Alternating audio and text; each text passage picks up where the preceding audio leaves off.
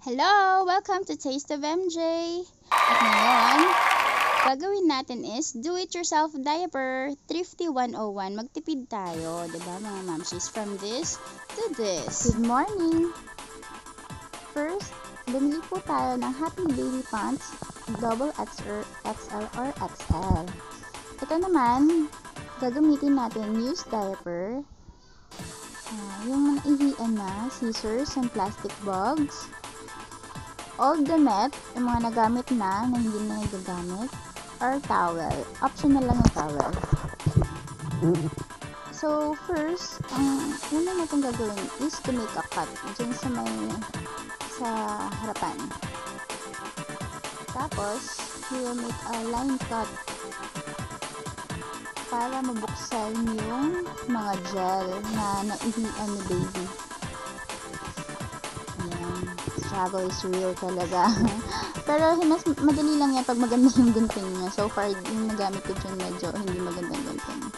So yun, tapos yung gel sa loob, ilalagay mo na sa plastic bag para at least, diba, maayos yung pagkaka-dispose nyo. Hindi makalat sa basurahan. So ayan, pag matanggal na yung lahat ng gel, kailangan mas maganda matanggal talaga lahat para at least hindi ka mahirapan sa paglalaba. Ayan. So, after nyan, ayan na. Meron na tayong recycle diaper na pwedeng gamitin ulit ni baby.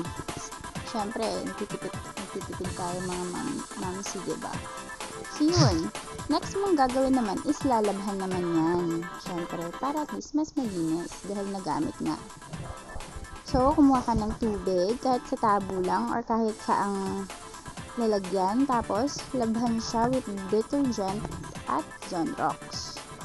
Kahit konting Zonrox lang. At yung Zonrox na gamit ko dyan may tubig yan eh. Para at least konti lang. Kasi isa lang naman siya. Pero maganda kung marami kang naipon. Kung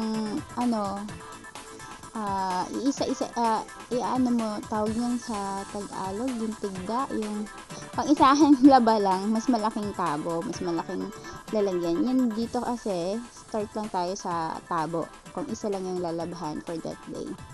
So yun, kuskusin mo lang ng kuskusin, labhan lang, para at least matanggal lang yung naihian niya, diba? Matanggal lang yung mga enzymes na nakastick dun sa diaper. So yun, after naman mong labhan tsaka kuskusin, syempre babanlawan naman natin yung tubig. Ayan. Kahit sa gripo, kahit sa balde, kahit papano mo gawin, basta banlawan lang natin, syempre. Mahirap naman yan kasi kakatip pag hindi banlawan, diba? So yun, ang maganda kasi dito kasi pwede mo talaga siya ma-recycle everyday na gagamitin hanggat hindi lang siya mapupupuan. Pag mapupupuan naman, pwede nyo na po siyang itapon para hindi naman po tayo masyadong makakuha ng madumi. At saka syempre next, isasampay mo siya. Either isampay mo siya sa loob ng bahay or sa labas. So siguro mga isang araw, matuyo na siya. Ayan, tuyo na yung diaper. So, yung next mo naman gagawin is yan, i-fold nyo lang yung mga old na damit or pwede rin lampin, mas maganda para mas ma-absorb yung ihi. Actually, maganda kasi nilalagyan pa rin ng cover na ganyan kasi para at least yung malikot masyado si baby, may pa rin siya pang cover, hindi mahuhulog yung lampin yung nasa loob, diba? So, ayan, pwede na siya ulang gamitin. Tsaka pag iihi siya isang beses, pwede nang palitan ulit, diba? Labahan ulit. So, para ka na lang din may panty na nilagyan ng lampin. Pero at least, mahawakan talaga yung lampin. Hindi siya mahuhulog ng basta-basta. Kasi meron siyang nagke-carry tawag dyan. So, yun. Marami akong nagawa, Maraming akong naipon sa mga gabi. Sa mga gabi yan na mga na nagagamit. Kasi pag gabi, ginagamitan ko siya ng regular na pad, na diaper. Tapos pagka morning, tinatanggalan ko na siya ng naihian lang. Para hindi naman sayang, diba? Para makatipid naman tayo. Kasi sobrang mahal ng diaper ngayon. Isang siraso lang magkano na. 10 piso isang araw, diba? So, ilang diaper na gagamit ng babies natin. Sa umaga, ilang baby yun. Minsan, mapupo pa. So, mas maganda, makakatipid tayo dito sa mga lampin lang. Kasi at least, kung maglalaba ka, iba diretso na. Yung towel, optional lang yan kasi medyo mabigat yung towel ko dyan. Pero, mas maganda talaga yung mas manipis lang kasi pang isahang baby lang naman o kaya dalawa. Pero sa tingin ko, isa lang yan para at least hindi rin siya maging irritable, diba?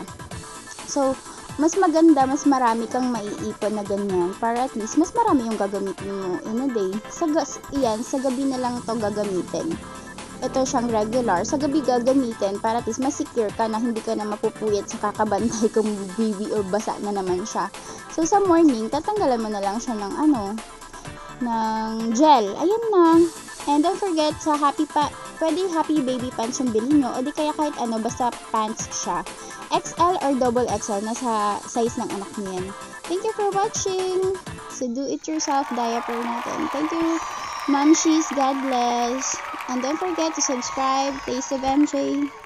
Bye.